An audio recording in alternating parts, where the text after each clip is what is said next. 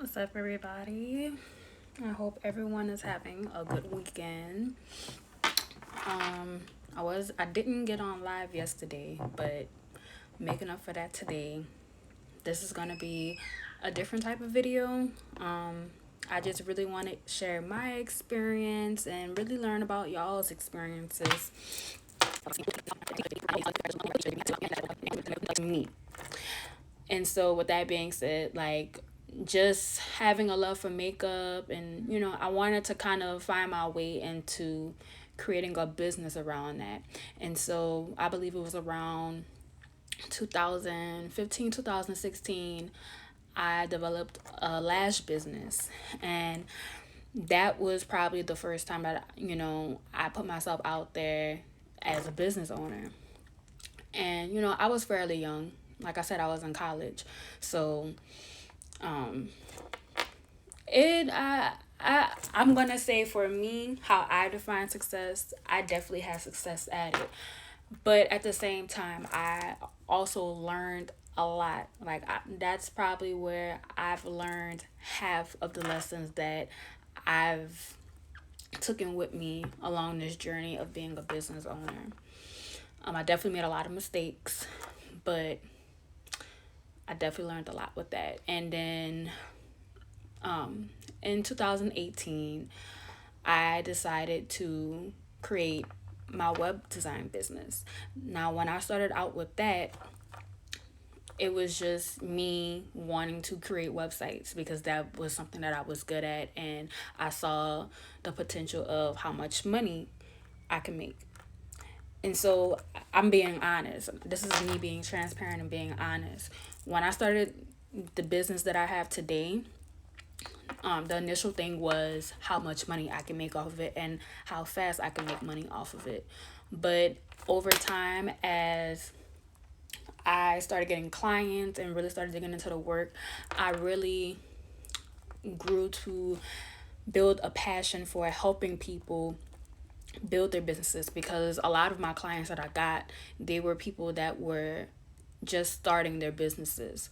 So I really grew into that because for me, aside from me building a website, I also myself know what it's like to start a business, being that, I started my lash business in 2015 or 16. So, and I also learned a lot with this business as well, because now I'm trying to evolve it into, much more than the reason that I started it, which is to really help people. Which is why I try to post as consistently as I can and give as much value as I can on my page throughout the week. And I'm just working to be better at that. But it's a lot that I learned along with doing this as well, like I said. So today I just want to touch on a few of the mistakes that I made. I wrote them down, so if y'all see me looking, that's the reason why, looking the other way. So the first one, the first mistake that I made, I have to say that I made, was not having a plan, not having a strategy as far as marketing.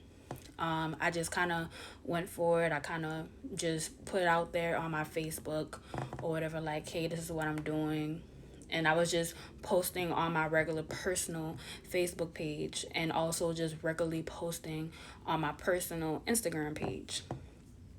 And, most people, I would be getting like, on a regular, like off of regular photos of myself, I would be getting like 100, 200 likes off the bat with that. But like when it came to time to posting what I'm doing with my business, I didn't really get any engagement or get any type of feedback off of that.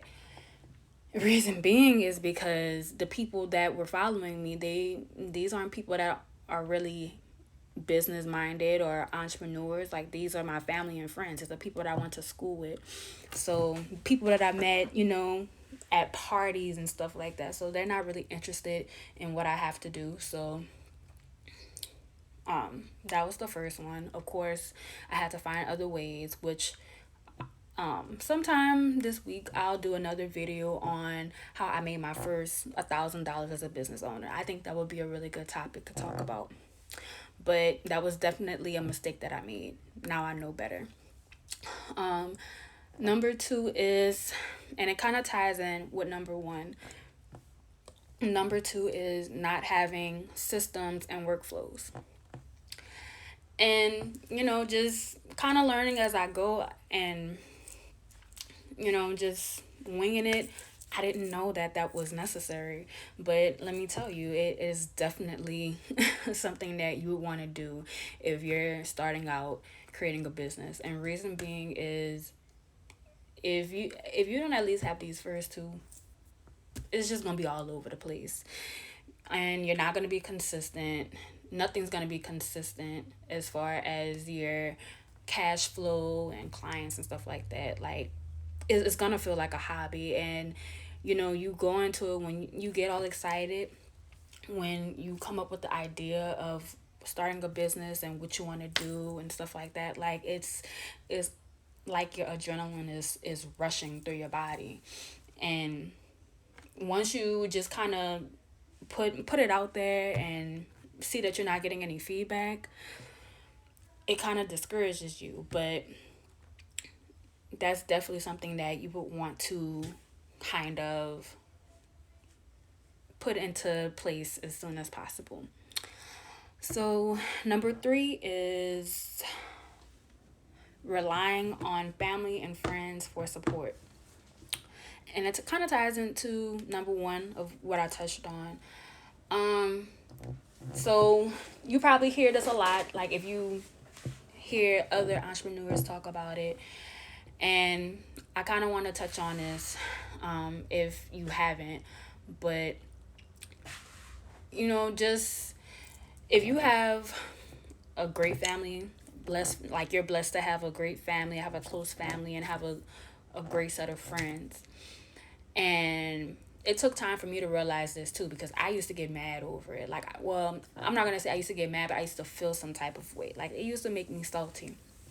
But, when you're starting a business, you just expect for, your people to support you. You expect them to share what you're doing. You expect them to be proud of you and brag on you and stuff like that. And that's kind of the idea that I had in my head when I started my business, especially when I had my lash business, because it's just like, who doesn't like makeup? Who doesn't like, who doesn't want lashes and stuff like that? And then I felt like the ones that I were promoting, or the ones that I have for my business, like, it was perfect for anyone to wear, but there are several reasons why you shouldn't really be worried about that and really shouldn't rely on your family and friends. Well, there's several reasons. For one, they may not even be your target audience. They may not be your ideal customer. If you do have a family member or a friend that takes and buys your product or supports your business, I mean, it's great, but at the end of the day, they're not obligated, because they may not even be in your market of what you're offering. So that's one thing. Another thing is, and this is just society, this is just how things go. Like, there's just people, and yeah, it will be your family and friends. There'll be people that won't support what you do until they see that you have some type of pull, or if you have some type of status, like, that's why it's nothing for them to post like a celebrity, or someone that's well known. That's why it's nothing for them to share that, or repost that, or screenshot that, you know what I'm saying, or talk about it, because everyone's talking about it, rather than everyone's talking about your small business that you just decided to, put out, or decided to kind of work on for the past couple years. And sometimes it takes for people to see that, because they may think that you're not serious, or they may think that it's a hobby, especially them seeing you in a certain type of way.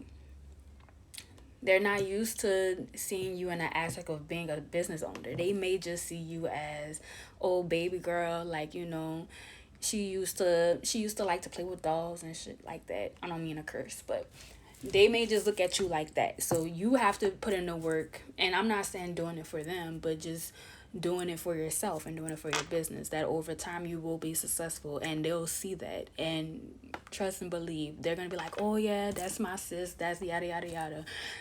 They gonna root for you then. But at the end of the day, you'll know who was there for you day one. You'll know who was there for you when you were still trying to build it up. So I know one thing I do. I know I will never forget anyone that has supported me, whether that was them buying something from me or reposting something that I have. Like, I will never forget that. And I will always be appreciative. And those are the people that I'm going to take with me when I make it to exactly where I want to be. So just keep that in mind. Number 5 is not being consistent. This is probably like one of my biggest struggles. This is probably the biggest thing that I have had to work on for myself. And I would make a lot of excuses for why I wasn't being consistent because, things that happened in my life, but that's still not an excuse because at the end of the day, if I don't pour into my business, it is not going to go anywhere. It's up to me. Like, I don't have a team. I'm pretty much a one woman show. Like, I do everything right now, and I have to be consistent. I have to I have to put my feelings aside when it comes down to this, because at the end of the day, I decided to be a business owner. No one chose this life for me. I decided this. So at the end of the day, you have to learn that as being an entrepreneur. Like, even if regardless of what goes on, I can understand if someone has passed away or if you have a sick child. I've dealt with that. I dealt with that a lot. I can't even get into the things that I went through, but at the end of the day, your business suffers when you don't be consistent. So you have to think about how can you set your business up to always be consistent, even if you can't show up because of what goes on in life. That's just something to think about. And so with that being said, number 6 is comparing myself. And we all do it. It doesn't even have to just do with having a business. We just do it in life. Like, when we tap into this app, it happens, For me, aside from being a business owner, anyone that really knows me, like, I have my moments where I just completely ghost myself from social media, and that's just because of just how much it can be an effect on my life. Because, like, goes back into what I was saying, if I'm going through something and I'm having a hard time or a rough time right now during my life, and I tap into this app and I scroll and I just see people just living it up on vacation in Dubai, girls snatched up, makeup looking good, hair laid, always got a new wig, posting with money and cars, that does something to you after a while, just to continue seeing that and knowing that your everyday life don't look like that. So, sometimes it's good to kind of step away. So, and it's okay. One thing about it is, this is all a show.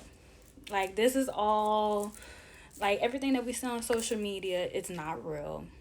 It's like a movie. Like, they take in film, they have many cuts, they have many shots, they have many times where they film the same thing over and over and over again, and they edit out the ugly parts and they edit up the pretty looking parts, and they put it all together to make it look like, this is how we just did it straight through.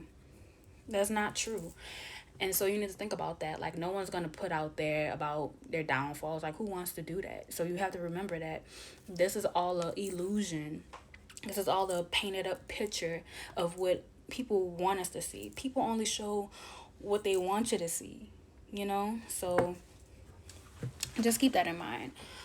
So being that those are all the six mistakes that I made, being a business owner, I want to talk about solutions for each and every one of them.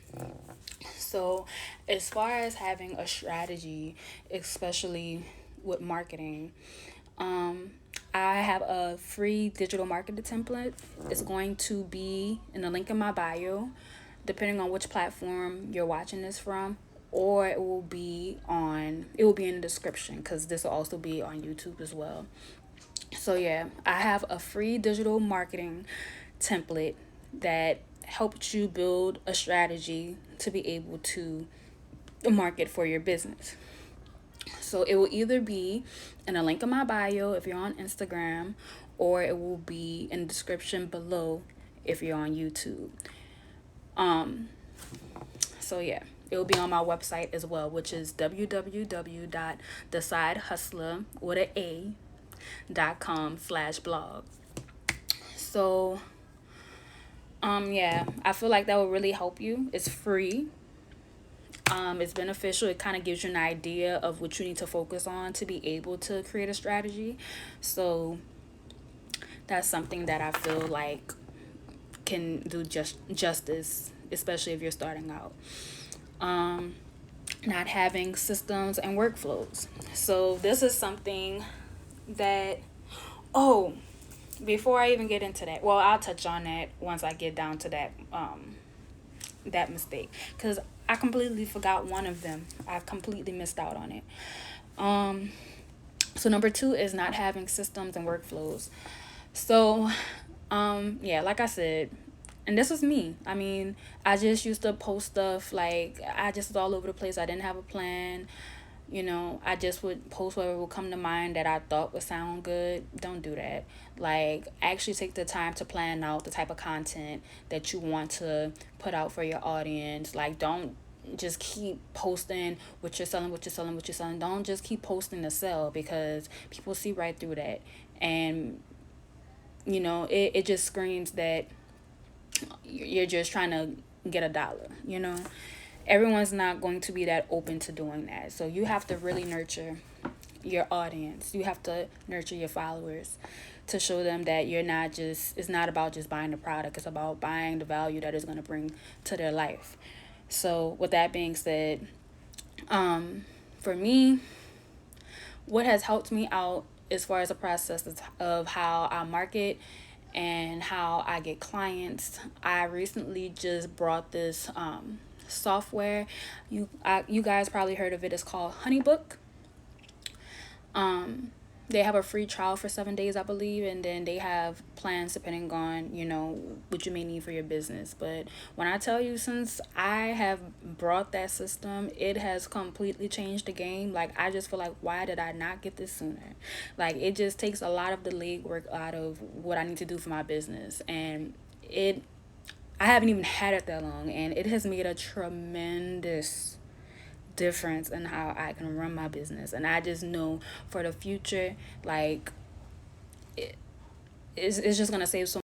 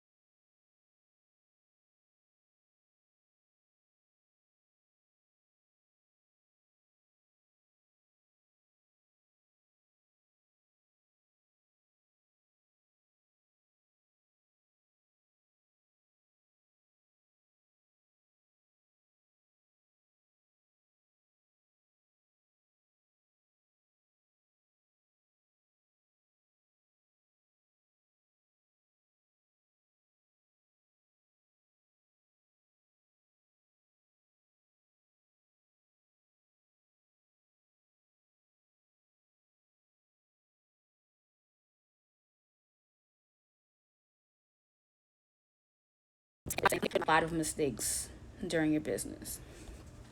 So, number three, my mistake was relying on family and friends for support. So, the solution to this will be just try to really find out where your ideal customer may be. What apps are they on? What platforms are they on? What I have done is I started joining I can't talk. I started joining Facebook groups that were related to my niche. And I started interacting with those groups. They would have a lot of people that would be asking questions or would need help on certain things pertaining to what I offer within my business. And from there, I would answer their questions. I will follow up with them to see if they had any more questions, give value, and just go through my process of how I am able to get clients. So you can do that on Facebook. Another good way is forums. It's basically the same concept. Just to put it all in a nutshell, try to find community-based platforms where you could be able to interact with those that are within your niche that may need your services. That's just the best way to put it. Number four, and I didn't touch on this earlier, but I'm going to touch on it now because it is so important. This is another big one. This one and not being consistent, like it complete, like if I would have known what I know now, would have made a complete difference. But number four is not investing back into my business. Oh my God. Like I think when I had my first couple sales and when I had a really big sale from someone,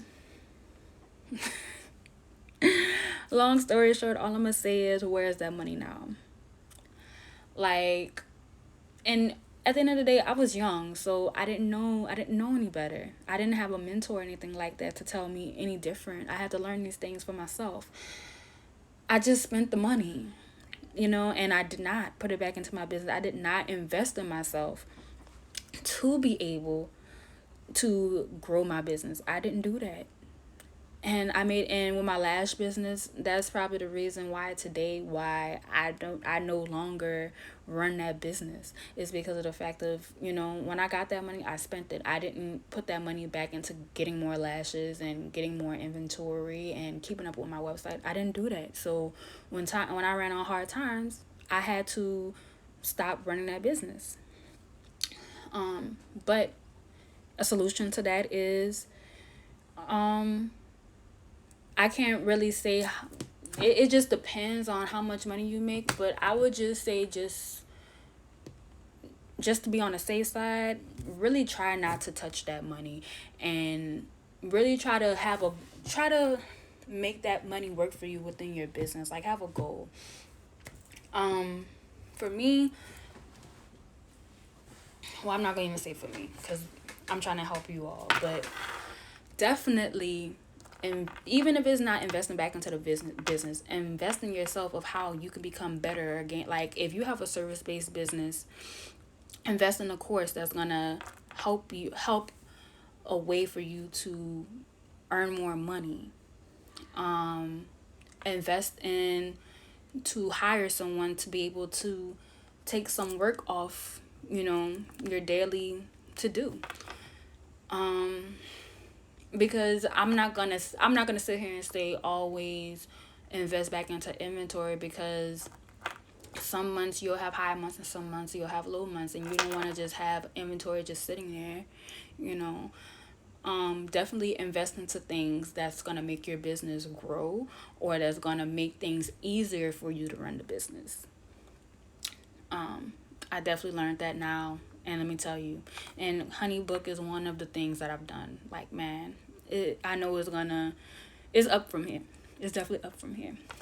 So not being consistent is number 5. The solution to that is what I do, and I think I touched on this in the last video as well, but just try to plan ahead, like for the content that you're putting out to market yourself. Like for me, I always, like, okay, say like it's September. So the first 2 weeks of September, I always use those 2 weeks to plan the content for October. Now, that doesn't mean that I just do everything all in one session. I'm just planning what topic I'm going to talk about, what blogs I'm going to write, what type of incentive I'm going to offer to my email list, which what is the product that I'm going to push the most, just things like that. I plan for that, and then even if it's like weekly, because you don't have to do it month by month, but even if it's weekly, just try to plan ahead so when the time come, you're all over the place and you don't your business is up and down because of it. Um Sorry, y'all, it's been a long day. But yeah, definitely plan your content that you're gonna put out. Actually, plan days to be able to create that content and post it. And not just the content, but if it's on platforms like Instagram and Facebook, plan out the captions as well. You don't want to just write something that just comes to mind. As far as blog posts, these are just examples that I'm using. Blog posts, do your research, plan out which keywords you're going to use for your SEO, so when the time comes, your blog or your website can be ranked on Google. It's a long-term game with that. On YouTube, same thing. Plan out your videos, plan the topics that you're going to talk about. Plan out, write ahead of time your descriptions, your keywords, your titles, like do all that because it gives you time to see what's going to work, what's not going to work, to do your research, to see how well it's going to do. It gives you time to edit because people can see when you just putting some foolishness together. They can see that. And I've done it. So, and it's about quality, it's not about quantity. So that's why it's consistent isn't just about posting every single day. It's about posting value. It's about posting quality. That's the people that, your customers, your ideal customers, they deserve that from you. So actually put in the time and the work to do that. And with number 6, comparing myself. I try not to really follow too many, and this is just what I do. You don't have to do it. I don't really follow celebrities. I don't follow people that's gonna make me feel like that. You know what I'm saying? And I try to have certain tasks that needs to be done that day. And so I set my mind up to be where it's okay. Before you do anything else, I don't even keep my phone around me when it's time to do these things. But before you do anything else, write down the tasks that you need to do and make sure that I would say like maybe 3 at the most, 2 or 3. Write down these tasks. If they're not done, don't get on your phone and get on social media because you're wasting time. Don't do it.